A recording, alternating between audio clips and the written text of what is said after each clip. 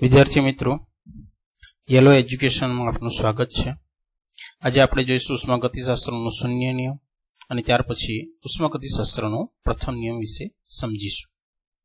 અહીં આગળ જુદા જુદા તાપમાન ધરાવતા બે ઉષ્માવાહક પદાર્થો એકબીજાના સંપર્કમાં આવે ત્યારે ઊંચા તાપમાન ધરાવતા પદાર્થમાંથી નીચા તાપમાન ધરાવતા પદાર્થમાં ઉષ્માનું આપમેળે વહન થાય છે।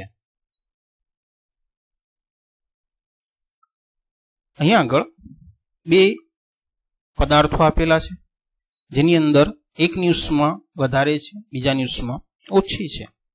તો ઉષ્માનું વહન હંમેશા વધુ ઉષ્મા તરફથી ઓછી ઉષ્મા તરફ હંમેશા એનું વહન થાય છે। તો આ વહન બંને પદાર્થોના તાપમાન સમાન થાય ત્યાં સુધી થતું રહે છે। તાપમાન સમાન થયા બાદ આ વહન અટકી જાય છે અને તેની અંદર ઉષ્મીય સંતુલન સ્થપાય છે। અહીં આગળ કોઈ પણ બે ઉષ્માવાહક પદાર્થો વચ્ચે ઉષ્મીય સંતુલન સ્થિતિ પ્રાપ્ત થવાની વિધિને ઉષ્માગતિશાસ્ત્રનો શૂન્ય નિયમ કહે છે। થર્મોમીટર પણ ઉષ્માગતિશાસ્ત્રના શૂન્ય નિયમને આધારે જ કાર્ય કરે છે। એ શરીરનું તાપમાન અને થર્મોમીટરમાં પારાનું તાપમાન સમાન થયું છે તેમ કહેવાય। તો આની ઉપરથી ઉષ્માગતિશાસ્ત્રના શૂન્ય નિયમને આધારે તાપમાનની વ્યાખ્યા આપણે સમજાવી શકીએ છીએ। તાપમાન એટલે ઉષ્માનું સ્તર, નહીં કે ઉષ્માનો જથ્થો।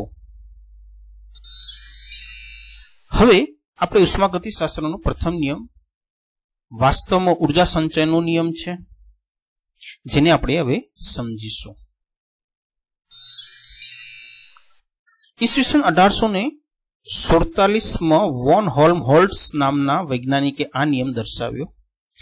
આ નિયમ મુજબ વિશ્વમાં ઉર્જાનો કુલ જથ્થો અચળ રહે છે, તેનો નાશ કે સર્જન શક્ય નથી, માત્ર તેના એક સ્વરૂપનું બીજા સ્વરૂપમાં રૂપાંતર થાય છે, આવું કહી શકાય। આ નિયમને ઉર્જા સંરક્ષણ અથવા શક્તિ સંગ્રહ અથવા ઉર્જા સંચય અથવા શક્તિ સંચયના નિયમ તરીકે પણ ઓળખવામાં આવે છે। તો નિયમ આપણને શું સમજાવે છે? તો વિશ્વમાં રહેલી ઉર્જા જે છે એનો જથ્થો નિયત છે, જે બદલાતો નથી। ઉર્જા આપણે એનું સર્જન નથી કરી શકતા, એનો વિનાશ નથી કરી શકતા, પણ શું થઈ શકે એમ છે? તો અહીંયા આગળ એક સ્વરૂપમાંથી બીજા સ્વરૂપમાં એનું રૂપાંતર થઈ શકે છે। પ્રણાલીની આંતરિક ઉર્જામાં બે રીતે ફેરફાર થઈ શકે છે, કારણ કે આપણે આ પ્રથમ નિયમને આંતરિક ઉર્જા સાથે જોડાયેલો નિયમ છે, એટલે એની અંદર થતા બે ફેરફાર વિશે આપણે સમજીશું। નંબર 1,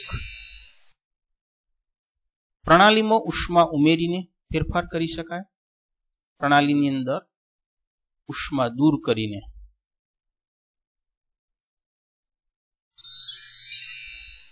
બીજું છે પ્રણાલી પર કાર્ય કરવાથી અને પ્રણાલી દ્વારા કાર્ય થવાથી।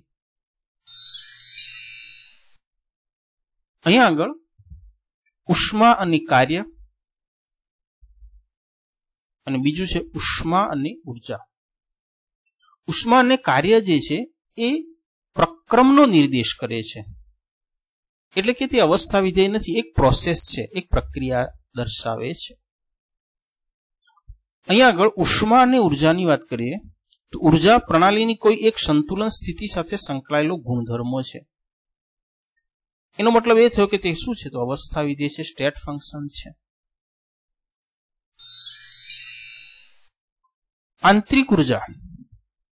આંતરિક ઉર્જા કોની સાથે સંકળાયેલી છે? તો એની કાર્ય સાથે સંકળાયેલી છે। આંતરિક ઉર્જા અહીંયા આગળ દાખલા U2 જેટલી છે, તેની પર થયેલું કાર્ય કેટલું હશે? તો W જેટલું હશે। અને આ પ્રક્રિયા દરમિયાન પ્રણાલીએ મેળવેલી અથવા ગુમાવેલી ઉષ્મા આપણને કેટલી મળશે? તો Q જેટલી હશે।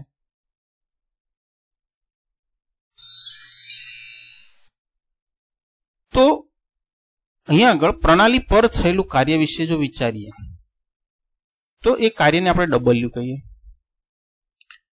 પ્રણાલી પર કાર્ય થાય છે. પ્રણાલી પર જો કાર્ય થતું હોય તો W ની જે મૂલ્ય જે છે એ આપણને ધન મળશે, P ડેલ્ટા V જેટલું પ્રાપ્ત થાય, W બરાબર. પરંતુ ઉષ્માગતિશાસ્ત્રના નિયમ પ્રમાણે આંતરિક ઉર્જામાં થતો ફેરફાર જે છે એ કેટલો હશે? આપણે અહીંયા આગળ પ્રણાલી પર કાર્ય થવાથી Q જેટલી ઉષ્મામાં ફેરફાર થયો છે, બરાબર, અને U1 જેટલું કાર્ય થયું. આંતરિક ઉર્જા એ દર્શાવે છે. U1 ને આ બાજુ લઈ જઈએ તો U2 માઇનસ U1 અને Q પ્લસ ડેલ્ટા. તો અહીંયા આગળ આની જગ્યાએ આપણે મૂકીશું ડેલ્ટા U. તો આપણને ઉષ્માગતિશાસ્ત્રનો જે પ્રથમ નિયમનું ગાણિતિક સ્વરૂપ જે છે, સંજ્ઞા સ્વરૂપ જે છે એ પ્રાપ્ત થશે. આ ગાણિતિક સ્વરૂપની અંદર જોઈએ તો કેટલાક ફેરફારો થતા હોય છે. એમાં પહેલો છે, જો પ્રણાલી પ્રક્રમ દરમિયાન ઉષ્મા ગુમાવતી હોય તો Q નું મૂલ્ય અહીંયા આગળ કેવું પ્રાપ્ત થશે? ઋણ પ્રાપ્ત થશે. એટલે કે એનો મતલબ એ થયો કે અહીંયા આગળ જે પ્રક્રિયા જે છે કેવી હશે? તો ઉષ્માક્ષેપક પ્રક્રિયા છે. ઉષ્માક્ષેપક પ્રક્રિયા હોય તો અહીંયા આગળ Q નું મૂલ્ય કેવું મળશે? ઋણ પ્રાપ્ત થશે. બીજા નંબરે, જો પ્રણાલી પ્રક્રમ દરમિયાન ઉષ્મા મેળવતી હોય એટલે પ્રક્રિયા ઉષ્મા શોષક થશે અને Q નું મૂલ્ય અહીંયા આગળ કેવું દર્શાવવામાં આવે છે? ધન લેવામાં આવે છે. નંબર 3, જો પ્રણાલી ઉપર કાર્ય કરવામાં આવતું હોય તો W નું મૂલ્ય જે છે કેવું મળે છે? અહીંયા આગળ ધન મળે છે.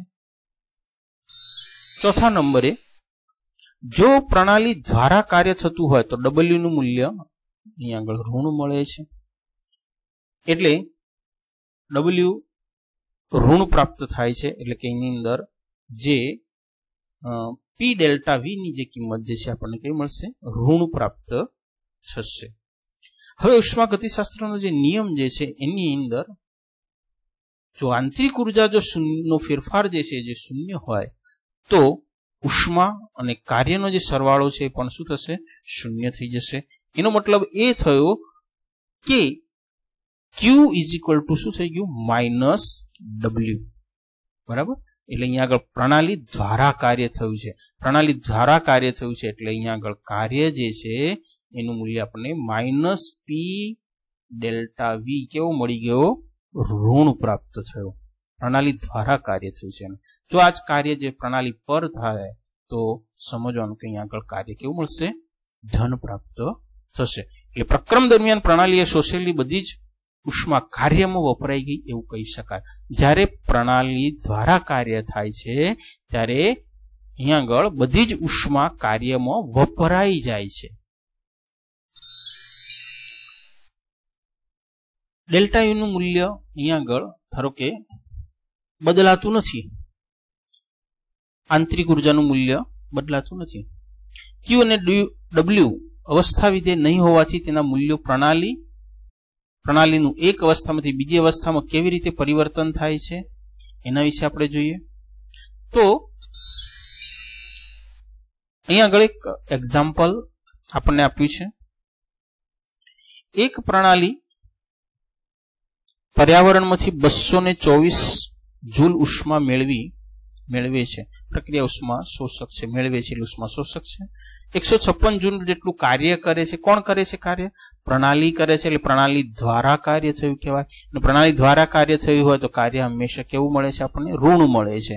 અને પ્રણાલી ઉષ્મા મેળવે છે એટલે ઉષ્મા શોષક પ્રક્રિયા છે. તો ઉષ્મા શોષક પ્રક્રિયા માટે Q કેટલું થશે?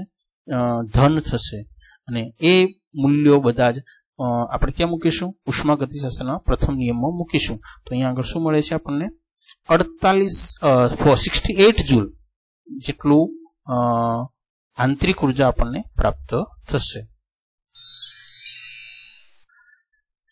કાર્ય અને ઉષ્માગતિશાસ્ત્રનો નિયમ. તો કાર્ય જે છે એ જુદા જુદા પ્રકારના હોય છે, જેવા કે વિદ્યુત કાર્ય, યાંત્રિક કાર્ય, બરાબર.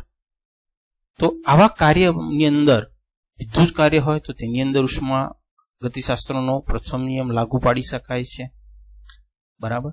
જ્યારે અહીંયા આગળ તમે જુઓ છો પ્રવાહી છે, પ્રવાહીની અંદરથી અહીંયા આગળ બાષ્પમાં રૂપાંતર થયું છે અને કંઈક અહીંયા આગળ શું થયું છે તો યાંત્રિક કાર્ય થયું છે, બરાબર. તો તેના માટે પણ અહીંયા આગળ આપણે ઉષ્મા ગતિશાસ્ત્રનો નિયમ લાગુ પાડી શકીએ છીએ. કાર્ય સાથે સંબંધિત છે એટલે એનો પ્રથમ નિયમ અહીંયા લાગુ પડશે. W is equal two P V2 minus V1. V2 minus V1 એ શું છે? કદમાં થતો ફેરફાર છે, બરાબર. એટલે અહીંયા આગળ જો કદમાં થતો ફેરફાર ડેલ્ટા V હોય એની જગ્યાએ આપણે V લઈએ તો PV પ્રકારનું કાર્ય થતું હોય, બરાબર. PV પ્રકારનું કાર્ય થતું હોય તો એનો મતલબ એ થયો કે આ જે પ્રક્રિયા જે છે એ કેવી થશે? PV પ્રકારનું જ્યારે કાર્ય થાય ત્યારે એ પ્રક્રિયા કેવા પ્રકારની થશે? સમદાબી પ્રક્રિયા. શું થશે? સમદાબી પ્રક્રિયા થશે. સમદાબી પ્રક્રિયાની અંદર દબાણ અચળ હોય છે એટલે અચળ દબાણે કાર્ય થાય છે એમ કહી શકાય. અચળ દબાણે જો કાર્ય થાય છે તેમ કહી શકાય. એનો મતલબ એ થયો કે W is equal to minus P delta V. હવે આ જ કિંમત આપણે ઉષ્મા ગતિશાસ્ત્રના પ્રથમ નિયમમાં મૂકીએ તો એવું લખી શકાય કે delta U is equal two શું લખી શકાય અહીંયા આગળ? ક્યુ માઇનસ પી ડેલ્ટા વી, બરાબર. તો આ પ્રકારનું આપણને સમીકરણ અહીંયા આગળ પ્રાપ્ત થશે. આવું ક્યારે પ્રાપ્ત થાય? પ્રક્રિયા જ્યારે સમદાબી પ્રક્રિયા હોય ત્યારે. એના પછી આપણે ઉષ્મા ગતિશાસ્ત્રના પ્રથમ નિયમ ની અંદર delta U is equal to Q minus P delta V આપણને આપ્યું છે. અહીંયા આગળ શું છે? અહીંયા આગળ દબાણ અચળ લેવામાં આવ્યું છે. દબાણ કેવું લેવામાં આવ્યું છે? અચળ દબાણની પ્રક્રિયા થાય છે એટલે આ પ્રકારનું સમીકરણ આપણને પ્રાપ્ત થયું. પરંતુ જો રાસાયણિક પ્રક્રિયા દરમિયાન પ્રણાલીના કદમાં ફેરફાર થતો ન હોય, પ્રણાલીના કદમાં ફેરફાર ન થતો હોય એટલે પ્રક્રિયા કેવી થશે? અચળ કદી થશે. અને અચળ કદી પ્રક્રિયા થાય તેવી પ્રક્રિયાને સમકદી પ્રક્રિયા કહેવામાં આવે છે. અને આ સમકદી પ્રક્રિયાની અંદર ડેલ્ટા યુ નું મૂલ્ય કેટલું થશે? તો ક્યુવી જેટલું થશે, બરાબર છે. તો એનો મતલબ એ થયો કે અચળ કદી ઉષ્મામાં થતો ફેરફાર આંતરિક ઉર્જા જેટલો છે.